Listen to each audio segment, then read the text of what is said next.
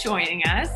Yeah. We are calling our little show Dog Talk. So we want to welcome all of our fans, and we hope everyone is doing well and staying healthy. And I'm Jenna Moser, and then my co-host is Michelle Augustavo-Fisher, and our first guest is Kayla Burt. So thanks for joining, everyone. Woo! Yes. Yay! Well, I guess we'll start with, everybody should already know who Kayla is, but if they don't, Kayla is a super Husky, probably one of the most inspirational ones to ever put on a uniform. And we'll let her talk about that a little bit, but played from 2001 to 2006, right, Kayla? For June Doherty, and she's a local from Arlington High School. So again, super excited to have her. Kayla, why don't you start off and just let us know kind of like what you're doing now, kind of your current situation, and then we want to hear your thoughts on all this coronavirus stuff. Oh, yeah. Well, I currently am a nurse at Seattle Children's Hospital, pediatric nurse. And I live up in Stanwood, Washington. So got out of the city almost 2.5 years ago. And what else do I have an almost 2-year-old and daughter, and then I'm pregnant with my second girl who's due in about 3 months. So life is busy. Obviously this is a really weird time with what we're all going through, and my family has been hit by it as well, as far as I'm actually sidelined from work right now just because I'm pregnant and considered higher risk. And even our clinic is reducing hours as far as, only seeing really essential kiddos that need to be seen, just to hopefully help stop the spread of this virus that is very scary and that we should be taking very seriously. Yeah, I know. We kind of flooded out. Like I said, we're over in Lake Chelan and kind of got away out of town too. And we went back last week, and it just feels like nothing's changed really when you're back, and like everyone's still out, everyone's still driving around, and we're like, okay guys, like we gotta just like chill out a little bit. Like this is like really, really serious, and I don't know if people know how to slow down and take it seriously kind of, Yeah, I think there's certain groups of people that look at this virus a certain way, and there's the people that have been directly affected where family members have actually gotten the virus and gotten really sick. There's people who have actually died. So if you talk to those families, they're really struggling and realize the severity of this disease. And then you've got the people who think it's, a conspiracy theory or whatever. And then you've got the people who, the younger people especially, you see out and about and just not wearing a mask or not social distancing as they should. And it is scary because no one is immune, and it's, very different than anything we've seen as far as a virus goes. It's a new virus. No one has immunity to it. And, it's very different than like, say, the flu, where the flu is seasonal, it comes around.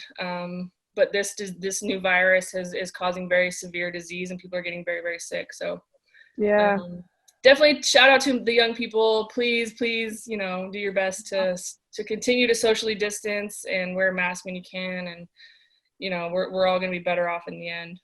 Yeah, definitely. Hopefully, I think we're hopefully on the right track, but it is. It's scary. It's kind of surreal. We were like, we're doing Zooms with our players, and obviously no one's on campus, and it's just like, it's just something that we've never seen before. It's so weird. Yeah, it's just kind of it's a weird thing. It's, in some ways it's been really good for people, and in some ways people have really struggled. And I get that side too, the economic strain that it's caused for a lot of people.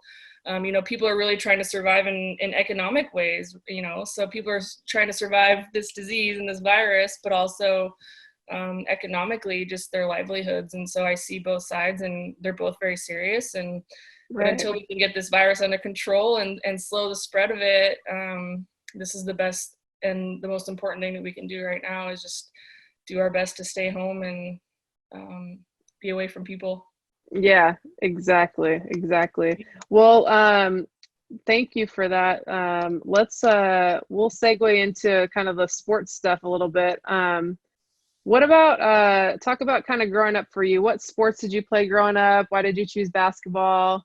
I know you played more than one sport. Most people yeah. did back in the day. Me and Jenna are both 3-sport athletes. We're big fans of it. So yeah. So tell us a little bit about that. Yeah, I mean, I think my first sport, growing up was soccer. I played Mother Goose, and to this day, soccer is still probably one of my favorite sports, if not my favorite to play, not necessarily watch as much. I like to watch soccer too, but it's just so fun to play.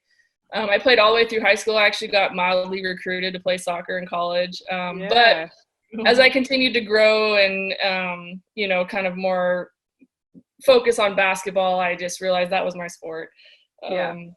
And so basketball, soccer, and then in high school, I definitely tried softball and track. I didn't particularly love running back then. I love running now, which is funny. Because I'm not training, I'm just doing it for fun. Right. But I also played softball for a year, and that was fun. I was really good at defense, but I could not hit, which is hilarious. I swung it at the pitch, and I maybe had like 4 hits the whole year. Like, I was horrible, but I was on varsity, so that's cool. That's awesome. Yeah. Love it. Very cool. Yeah, I think that's funny. I know, Jenna, you're a big runner now, and I hated running back then too, but as soon as I got done playing, I started running for leisure too, and I just found it to be awesome. Yeah. I don't know. Different when you choose it. Yeah. It's not on the line. You're just like free to go wherever. This is and great. you can go as fast as you want. You can walk when you want. You can listen to music. Yeah, it's kind of my thing. Although I'm not running right now because I'm clearly pregnant. So yeah, totally. Cool. Love that. Okay, and then why UW? Like, when you did start focusing on basketball, what was the draw? What was the final decision maker there?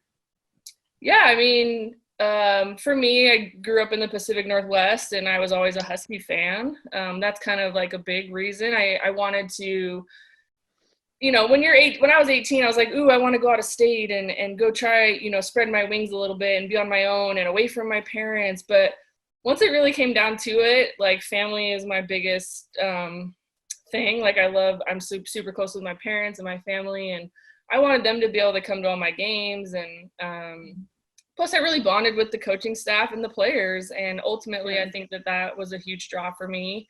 And then one of my AAU teammates, Kristen O'Neill, she committed fairly early in the process. And I remember that, and I just was like, oh my gosh, I got to get there too.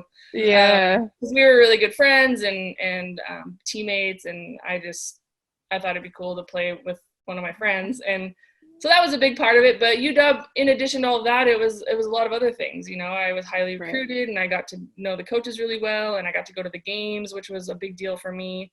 And so when, a scholarship was offered, it was actually a fairly easy decision toward the end for me. Yeah, that's awesome. Yeah, I was telling Jenna before you got on that I used to idolize you and Kristen growing up, like, because you guys aren't that much older than me. So I actually think I might have played against, I don't know if I played against you. I think I played against Kristen one year because Jen was on my team. And and I ended up then playing Yakima Elite after you guys got done. And I was like, I'm gonna play Yakima Elite because Kayla and Kristen played Yakima Elite. And it was so fun. It was so fun. It was honestly the best experience I could have had, to be honest. You hear about all these crazy experiences now, but that was the best club program ever. Totally. I agree. But yeah, cool. Okay, so let's talk about your oh shoot moment when you realized you weren't in high school anymore.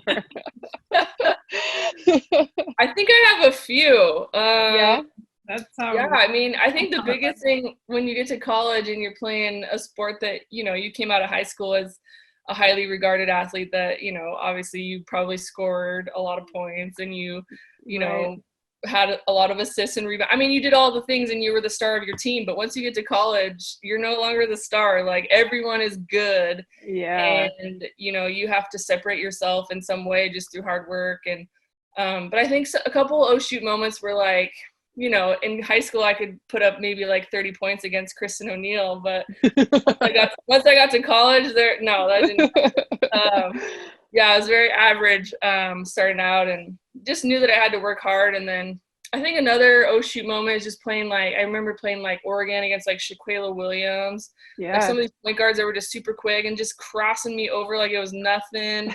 I just couldn't defend. I had to learn how to actually defend.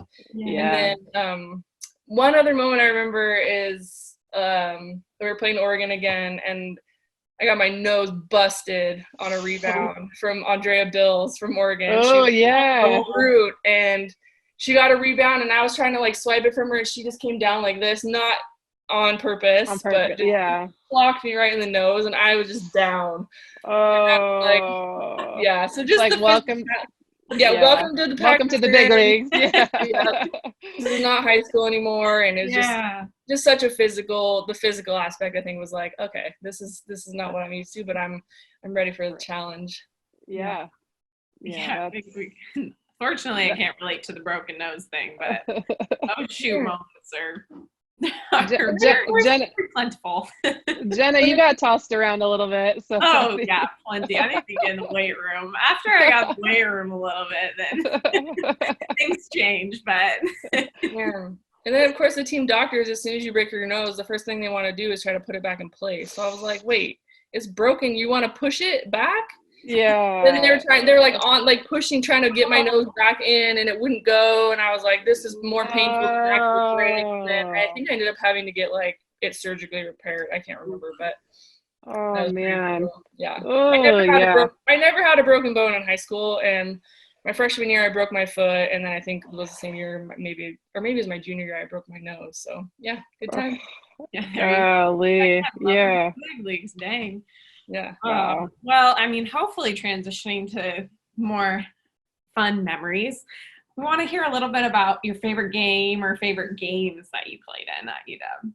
Yeah. I had kind of a roller coaster career where, I was at UW for 5 years because of a medical red shirt, but I think I actually only ended up playing in about 2.5 years worth, which is crazy. So almost half my career I was sidelined just because of other issues that we could probably talk about more. But I think some of my greatest memories of playing, I think it was my senior year. We were playing at home against Stanford, and Stanford always kicked our butts. They were just always so good.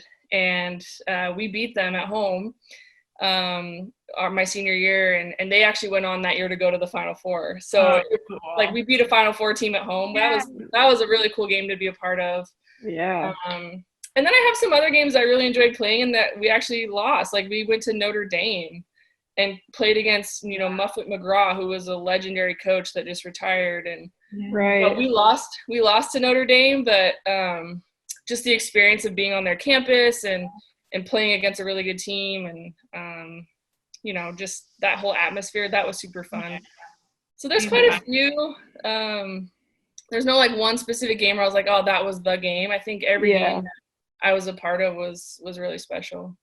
Yeah, that's one thing that we're really big on now with our kids, trying to take them cool places. Obviously with basketball, you get to travel all around the world, but for Thanksgiving every year, we try to go somewhere cool. Went to Puerto Rico this last year. And I think we all kind of agree that, it's the memories that with your teammates and stuff, not so much the games. I don't even remember any of the scores half the time of any of my games at all.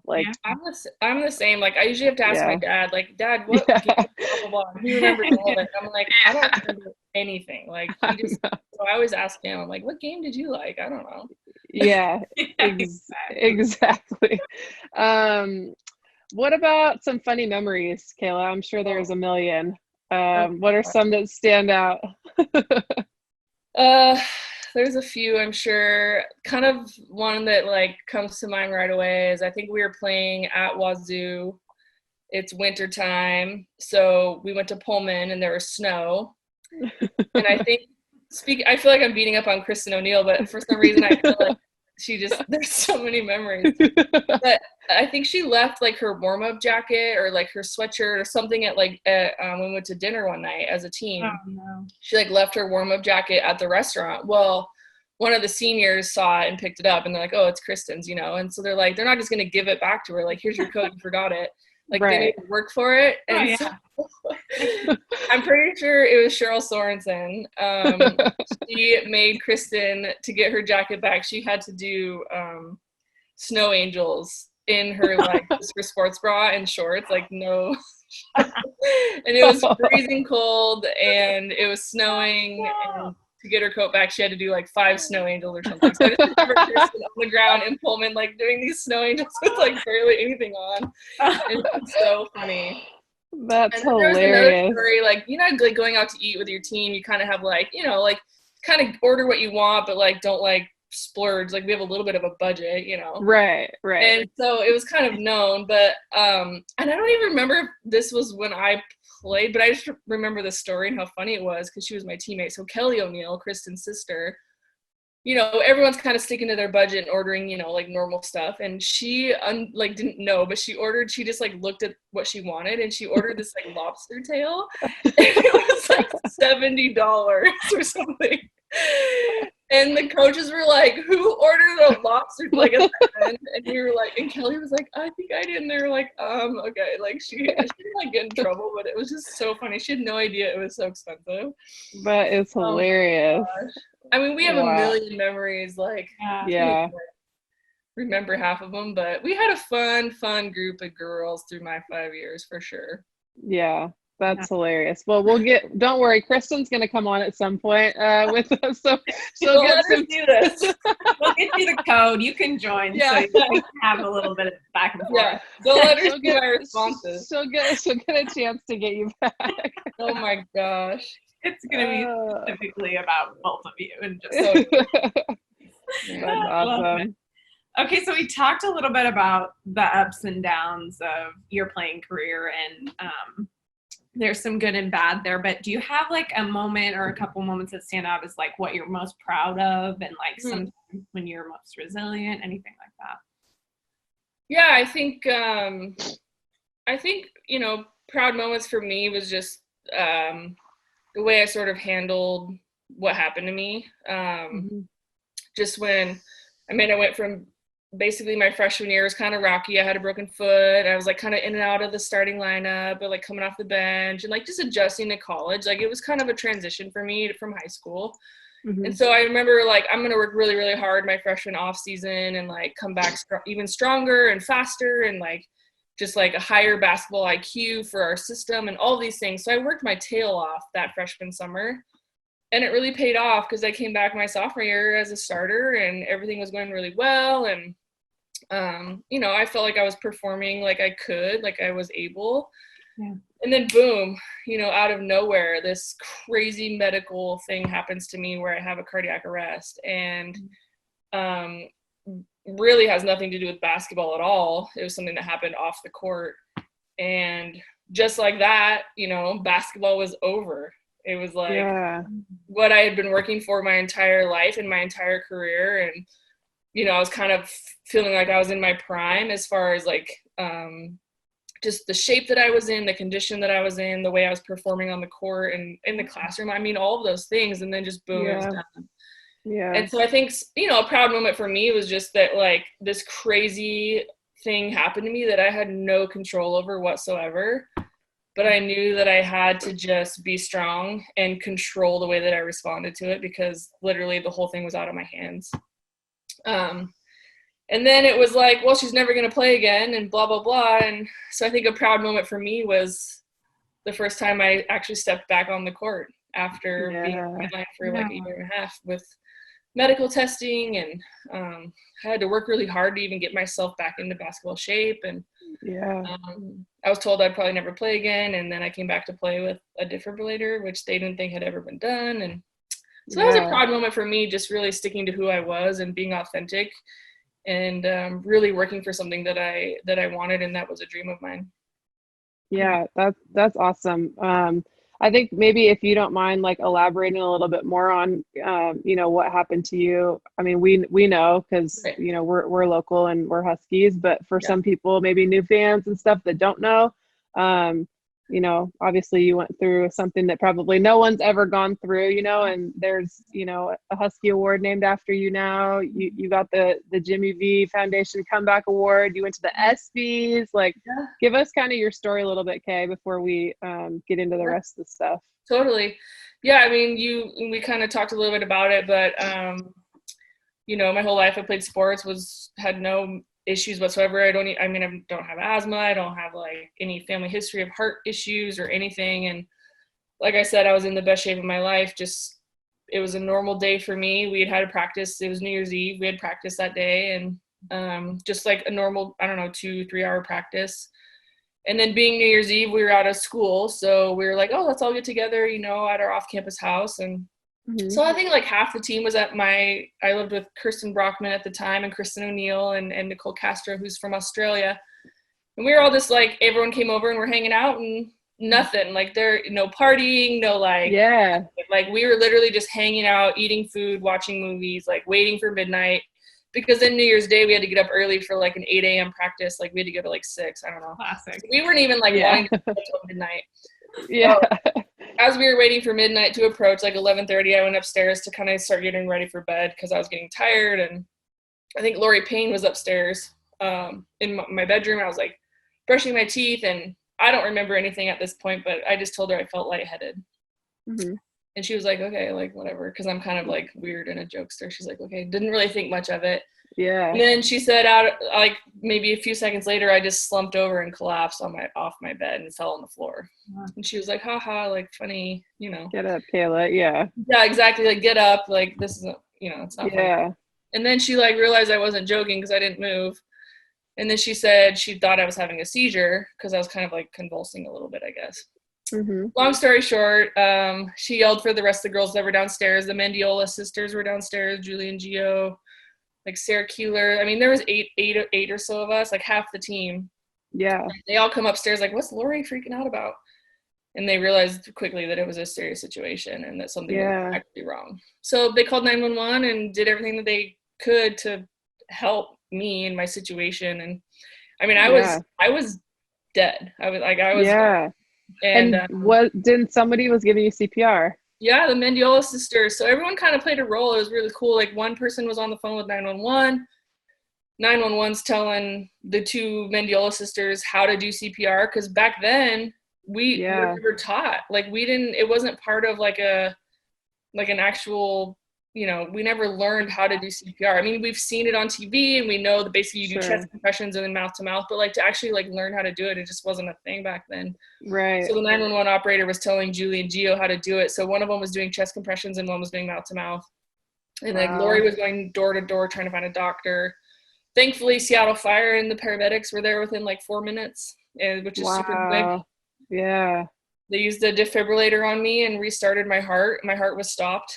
And I was rushed down to UW Medical Center after they intubated me, and I was in a coma for about 15 hours. And then I woke up New Year's Day. The next day, like in the late afternoon, I think I had family and some of my teammates my coaches were there, and I just kind of woke up out of a coma. Like, what happened? Well, I said, what? My mom said the first 3 things I said is, what happened? Where am I? And I said, when's practice? I thought I like overslept. Yeah. Because for me, I felt like physically and emotionally and mentally the same. Like I felt like I just got a really good night's sleep, and I was like, where am I?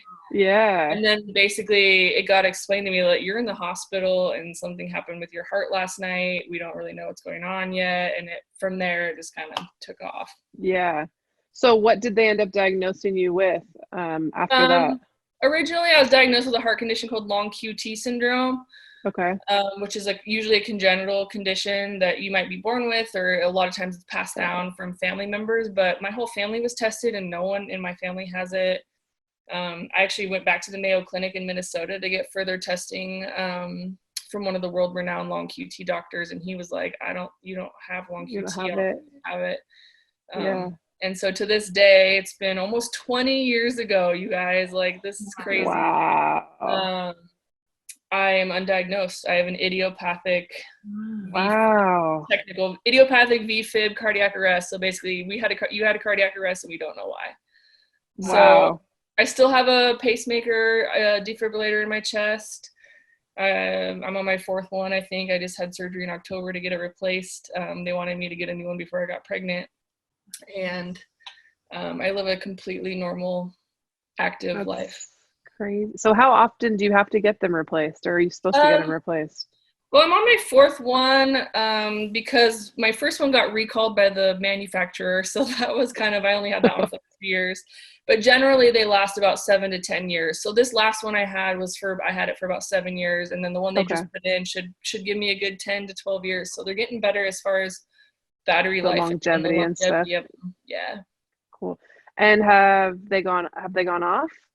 No, I got shocked once in a game. So when I came back to play, it was kind of one of those things where I was like, all right, like I'll come back and play basketball, but my life is more important. And I want to, if anything happens that involves my heart, like I will be completely at peace with where I'm at and walk away from the game and be okay with it, just because I realized how quickly life can change. And that day came, we were playing UCLA at home, and I'd been in the game for like 4 minutes, and we had our first media timeout, and Coach June was talking to us in the timeout, and I was sitting there and I was totally conscious, and I just got a boom, like a jolt. And it felt like someone came out of the stands like a wild fan and just decked me in the chest. Like I didn't know what happened. And June looked at me and she's like, "Are you okay?" And I was like, "I don't know." And then I panicked and realized that I had been shocked. And so then the team, Dr. Harmon, the team doctor, and the team trainer were right there, and they took me back, and it shocked me again a minute later. So I got shocked twice. Dang. And my parents were in the stands, like they had no idea this was happening. The fans, thankfully, it was during a timeout, so like no one really knew what was going on. And they ended up calling 911 again. And I went to the hospital that night across the street, and they're like, your heart just went into this crazy rhythm, and my device basically worked appropriately. And from that moment, I knew that it was over. I was like, I'm not doing this anymore. So that was my second retirement. So, kind of just, like I said, total roller coaster career, but so thankful that everything happened the way that it did, because I'm here today. Yeah, definitely. Wow. Yeah, that's incredible. I mean, like I said, I don't know if I know anybody else that's ever gone through anything like that. And kind of scary that, like you said, you're just undiagnosed, and but obviously great that you're just living a normal life and happy and healthy and stuff now. So I'm very fortunate. So I guess to piggyback off of that, what are some of your biggest inspirations, in basketball and just in life? I mean, obviously you've gone through more than most, so. I think inspirations plural is a good way to put it, because I have so many. I think from day one it's been my parents. They never missed a game, whether I was playing or not playing, home or away. Like my parents traveled to every single game of my college career that I can remember. I mean, whether we were playing at Florida State or at Alabama, and I wasn't even suiting up, my parents were there. That's so cool. So they're just so inspirational, and they've been through so much. I mean, just even seeing their kid, me, like intubated and in a coma and not knowing if I was going to be okay, like, as a parent now myself, like I can't even imagine my child in that situation. Right. And then I have a brother, that has gone through a lot, and a lot of people don't know this, but this makes me a little choked up, but he just passed away 6 months ago. Yeah. Yeah. I'm so sorry about that, Kay. Yeah. So my parents have been through a lot, so they're my biggest inspiration. I'm pregnant, like I got these crazy hormones, but also my parents has been through a lot. So parents for sure. And then also just biggest inspirations is like all of my teammates, like whether they were battling injury themselves, like coming back and like rehabbing and working so hard. And I had inspirational teammates that, like Juliana Mendiola, I mean, she was Pac-10 Player of the Year. And not for some fluke. It was because she was the hardest worker. She was she was the best player. She was the best leader. And she was just an inspirational teammate to play. Like, you wanted to be better playing with her. Like, you wanted to be a better player. You wanted to work harder because of someone like her. So she was a big inspiration. And then another one is like my coach, June Doherty. I mean, a lot of people don't know this, but after my cardiac arrest, I think it was like 5 years to the, like almost to the day, she had a cardiac arrest. Yeah.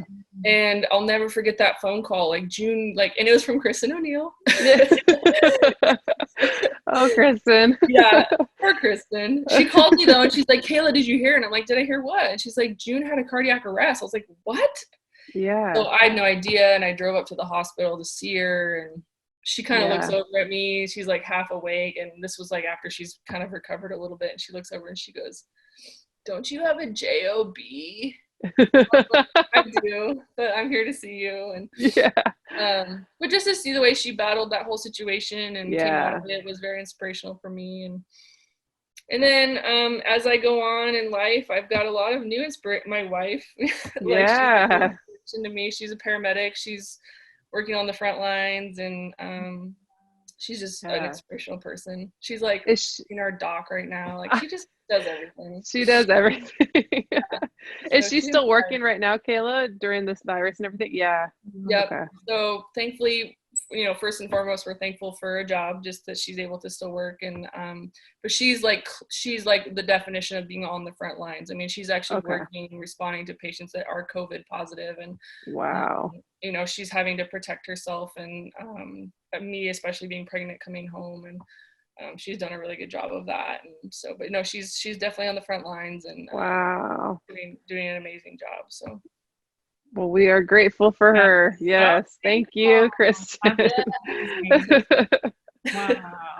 And fixing docs. So she really does do it all. She does. She does everything. Wow. Well, we talked about, you said you had a couple of retirements and how your parents would travel even when you weren't suited up. And I think that's the hardest thing for a lot of players is the injuries and like, how do you assume a new role? And for you, through multiple different roles, like what kind of leader were you and how did you change your leadership style? Because clearly like you had really good teammates and like people really respected you. And like, how did you shift that to accommodate the new teams that you're a part of? Yeah, that's a good question. I think for most of us, my teammates, once we got to that level of basketball, I feel like everyone in our own way, we were leaders in some way. I mean, in order to get to the level of Division I college basketball, you're some sort of leader. Yeah. Right. And I think early on, I was kind of thrust into a position of leadership because after everything happened to me my sophomore year, I became captain. My teammates elected me as a captain. So I was a captain as a sophomore, and I think the type of leader I am or was just being who I was, just being authentic. Like there's people who are like rah, inspirational, like, you know, verbally, they're like verbal leaders. And then there's others who are just doers and you follow their example. And that was the kind of leader that like Juliana Mendiola was. And I think for me, like the type of leader I was more of just a doer really. And just being who I was. And I think that my teammates really respected that. I wasn't the rah type. Like I wasn't someone that had a lot of words really. It was just more of like, we had a common goal. And I think my teammates really looked to me because when what happened to me happened, it was really scary for my teammates because my teammates like saw me in a situation that like no person should ever see a teammate. Like they saw me like basically I was dead. I mean, they saw me. Yeah. And so I think for them, it was very traumatic. And so I think to see me come back and be who I was, be myself, like joking and laughing and just like wanting to be a part of our process and a part of our success. I never missed a practice. Like I never like missed a trip. I mean, I was given the option to travel or not. And I was like, heck yeah, I'm traveling. What am I going to do? And like, my friends are all on the team. Yeah. And so I think as far as like my leadership style, I think even to this day is just like, I'm not going to like get in your face and be like, this is what we need to do. Right. It's just more of the way that I think that I carry myself. And I think that's the case for a lot of our teammates. Like everyone just respected each other. Yeah.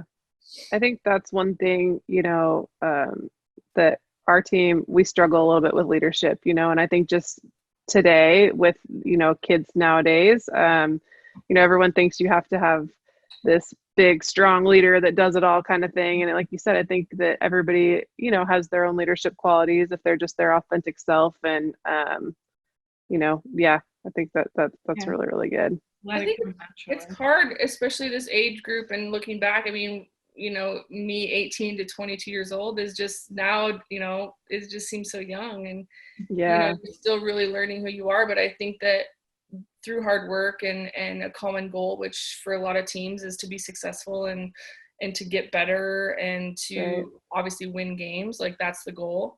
When a team can come together and there's a few vocal leaders, like vocal leaders are great. Like someone that can get the group together and say, this is what we're going to do. You know, people look up to that because there's no ego involved. It's like, we have this goal. This is why we're here.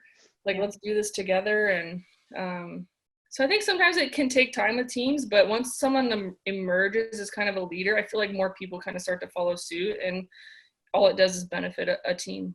Yeah, definitely. I think we probably talked about your most formative moment of your college experience. But you know, I mean, all of this is just phenomenal, and I think it's great. I know all of our kids will watch this. You know, we touched a little bit on, you know, obviously your experience, but roles and leadership and those kinds of things. What advice, you know, could you give to our current players? You know, I think today is such a different time, you know, than it was, you know, when you played, and even when Jenna played just a few years ago. But what would you say to our current kids, you know, that are kind of going through the throes of everything right now? Yeah, I think my biggest advice is just like stay the course. I mean, they're probably being put in situations that maybe we'll never see again in a lifetime. And so just really try to stay the course and really practice like what I try to carry in my life even to this day is like mindfulness, or just like being in the moment. Like be in the moment when things are good, and be in the moment when things are hard. Like feel your feet on the ground, like know that you are present, because if we start to worry about things that are outside of who we are and what we know and what we can feel, we don't have control over those things. And that's where we kind of we like increase anxiety, and we worry, we stress, we lose focus. So I think the best advice I can give your players is just to really do your best to stay in the moment. Like when you're conditioning or lifting weights or you're in practice and it's hard, like be grateful for that, because you are in a position that not a lot of people, like 1% of the athletes in the world get to be in. Like you are in such a unique situation, and I hate to say it because it's so cliche, but you never know when it's going to be done and over. Like if I would have known that I would have had a cardiac arrest on December 31st, 2002, I probably would have worked a little harder in my last drill, or I probably would have been like grateful that I was even a part of something so special. And not to say that I took it for granted, but maybe I did a little bit. Maybe I was like, man, this sucks. Like, I don't want to go to practice today. So when I returned to play, like everything was fun. Like I didn't care if we had to run. I didn't care if we did 3-minute drills. I didn't care if we had to go lift weights after. Like I loved all of it. I was just so grateful to be with my teammates and like doing what I loved. And it gave me like a renewed sense of like gratefulness, really. So to your current players, like, just stay the course, be in the moment. Like this is going to pass, and you guys are going to look forward to things that you don't even know are there yet. And that's hopefully to have a great season and just play together, be together. Like that's the best part. Yeah, I love that. We talk about that a lot with our current group too. And when I was playing, like the privilege of just having a healthy body and being able to get on the court, suit up, lace up your shoes and get out there. And I think that's like one of the things that you take into, I know we have written down, like, how does UW prepare you for life? And I think it gives you that perspective, like, and everyone has a different experience, but you can see like the poise under pressure and just like being in those tough situations, like how you can just translate that directly into after you graduate, and just having that mental toughness and presence to like be aware.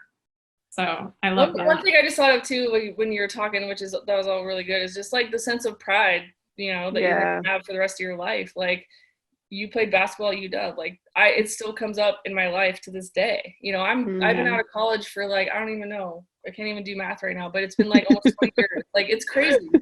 And to this day, it's still like, oh, you played at UW, right? Like, yeah. And when people know that or recognize that, like, there's like a sense of pride. Like, you're so proud that, and it's the same way I feel about my career now. Like, you're a pediatric nurse at Seattle Children's. I'm like, yeah. And like, I'm super proud of that. And there's a sense of pride just putting on a Husky uniform and just, but you hear from the greatest players of all time, the Kobe Bryants and the Michael Jordans, and they weren't good by chance. Like, they were the hardest workers, and they did not want anyone to work harder than them, and that's why they were the best. Yeah, absolutely. Agree. That's a great segue. Our final question to wrap everything up is, what would you say to recruits? Because I know we're all so proud to be UW grads. Yes. It's really cool. It's like a cool little family we have. And so what do you have to say to recruits who are going through that process, considering UW? I think for recruits, it's very similar to what I would say to your current players, is just like, be in the moment. Like, recruiting can be stressful, like, especially if you're being recruited by multiple places. But for recruits, like, also just like stay the course, get to know, like, the basketball aspect is a big reason for why you're being recruited. Like, obviously it's probably for basketball. There's so much more to coming to a school than just basketball. And I think that would be a big piece of advice. Like, get to know your coaches, of course, but really get to know the people you're going to play with. Like, do your research. Like, do you want to play in a big city, or do you want to play in a small city? Do you want to go to a big school or a small school? But for me, UW, I mean, it was all of the things for me. It was the academic excellence. It was the traditions that we have established at UW, between Husky football and women's basketball and men's basketball, all the sports. But also just that I knew for the rest of my life, being a grad of UW was going to benefit me long term, and it has. I have 2 degrees from UW now. I have a Bachelor of Arts and I have a Bachelor of Science, and I'm super proud of that. And I think my education has really propelled my life and set me up for success. And to the current recruits, like, you will have that for the rest of your life once you get a degree from UW, and that basketball is a big part of it, but there's so much more that UW offers, basically. Yeah, no, I love that. And I think that's something too, that just that sense of pride that you were talking about. I think that the younger generation, my sister's calling me in the middle of our Zoom. The younger generation, we try to convey that to them. Like, man, like, you just, every day you get this opportunity to put on a Washington jersey. Like, people would die to be able to do that, and we get so caught up in, social media and everything else that's going on. And I think, like you're talking about, just being in the here and now and being present and being grateful for, everything that's given to you is the most important thing, Mm-hmm. And that translates in life as well. Yeah, exactly. And I think that's, as a coach, like, for me personally, that's one thing that I strive to do with our kids, is help them get set for life, just empower them to know that, they can do whatever they want in life. And obviously UW gives you the platform to really do that. One last question, Kay. What would you say to our incoming freshmen? They're getting ready now. They're going to start. We have a new program called LEAP. I don't think that was around when you were here, but it's a cool program that they do in the summertime to kind of help them get a couple credits under their belt and get acclimated. But this year they're going to do it online, because obviously everything's still virtual right now. But they're getting ready. They're signing up for housing and all that fun stuff, and they're really excited. So what would you say to those 3 that are getting ready to come in? Yeah, I think we had a program like that. It was called Bridge. I remember that. Yeah, we had Bridge. I would say for the incoming freshmen, what an exciting time. Like, you are about to, like, embark on, like, the most remarkable academic career and also athletic career. So just be grateful that you're in this situation. Be prepared, and I would say be prepared to work hard in the classroom as far as like the amount of commitment it takes to be successful, but also be prepared to work really, really hard on the court and in the weight room and all those things. Another piece of advice I would say is like try to find like a buddy or like a mentor, like someone that's like maybe a couple years older than you, because you're gonna have questions. You're gonna like be looking to someone to help you. Like everything is new. Like it's just like starting a new job. Like when you walk into a new job, you're like, okay, which desk is mine, and like what computer should I use? You know, it's like it's terrifying. Yeah. And so I think a good piece of advice that I really liked and used was just to like find someone that you can like can be your mentor, basically. That's one of your teammates, because they've been in it like for a few years. They know kind of what to expect, and they can really help like answer some questions that like you have to feel comfortable asking. And right. And ultimately, like it'll benefit you, and it'll build bonds, you know, with older teammates. And because it is a scary time, like being freshman is hard. Yeah. And you're gonna get like, it's gonna be different. It's not high school basketball anymore. Like, you know, like, yeah, like a lot of kids have never lifted weights. Like, who knows? You know, maybe it's different now. But when I came out, like, it was like, what's an Olympic lift? Like, what's? I had no idea either. I never lifted a weight. I couldn't even bench the bar when I got to school. I was like, oh my God. Seriously. Yeah. Yeah. Find a teammate or like someone that you can kind of connect with and just like buddy up with and mentor, and can be your mentor and just really help you. But also just be prepared, like have fun with it. Like it's really like at the end of the day, basketball is just a game. Like honestly, it's just a game. There are higher stakes when you're in college because, you know, there's different expectations. Mm-hmm. But at the end of the day, it's a game, and you got to do what's best for you, but you're there for a reason, and just embrace that reason and be grateful for it, because you never know when it's going to be gone. Amen. Wow, well said. Mic drop. The conversation, at least the Zoom. Oh my God. Man, Kayla is setting the bar so high. I know, you're amazing. Tell Kristen O'Neill I said good luck with her. Oh, shoot. Yeah, no, this is awesome. Like, we're really grateful, Kayla, to have you on. And obviously you touched on so much stuff, not just your story, but the virus a little bit. You know, your wife's on the front line working it. You were, you know, but I think this is awesome, and it's a great way for us to not just touch our fans, but obviously our players, future recruits, and there's such a rich tradition at UW, and I think that as alums, both Jenna and I just really feel strongly about like connecting with that, you know, and bringing that back, and like people should see you guys' faces and know who the greats were that paved the way for our kids now. You know, I bet you half our kids don't know half of the people, you know, and so I think that's one thing that we really, really are excited about, is to bring you guys back to the forefront and just connect you guys with us. And you never know, like maybe one of you guys will end up helping one of our kids, not just with basketball, but in life, like you said. Yes. Yeah. Really, really grateful. Jay, what you have anything? You guys said it all. I mean, I just go Dogs, right? Yeah. Really, you're awesome. Thanks for joining us. Absolutely. This has been amazing, and we're really thankful that we can all be alumni together. Yay! Elite group. We love it. If you don't feel inspired after today, like, I don't know. I know, right? Must be living under a rock. Exactly. Well, stay safe, you and your family, and we wish you nothing but the best with your future delivery. I've got two future Huskies, 2 girls. So I know. We got to send them out. We'll tell Jody, send them some letters right now. Yeah. 18 years. 18 years, it's right around the corner.